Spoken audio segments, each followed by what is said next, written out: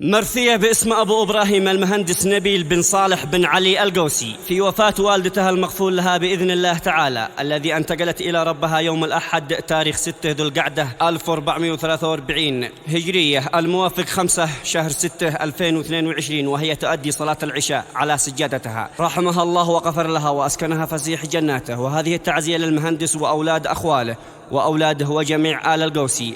كلمة الشاعر أبو سامي محمد عبد الله أحمد القوسي، أداء الشاعر أصل الحطوة. في داعة الله يا من تستحق الوداع، يا أم من بعدها تذرف عيوني دموع، نبيل من بعدها يشعر بدنيا الضياع، لو كان للعمر راجعه لا نقول له رجوع.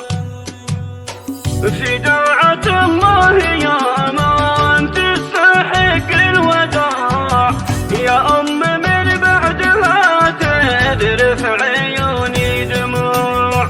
في داعة الله يا من تستحق الوداع، يا أم من بعدها تذرف عيوني دموع، نبيل من بعدها يشعر بدنيا الضياع، لو كان للعمر راجعه لا نقول له رجوع. وترجع الوالده ذي دوال الوجاع، أسجد على كفها من قلب طايع خشوع.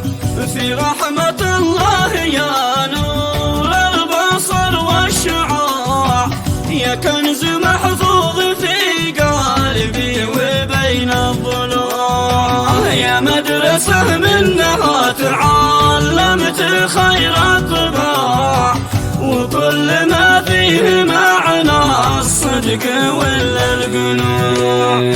درست في حضنها علم الحياة والاطلاع، وهي بكف الأمومة نورت للشموع.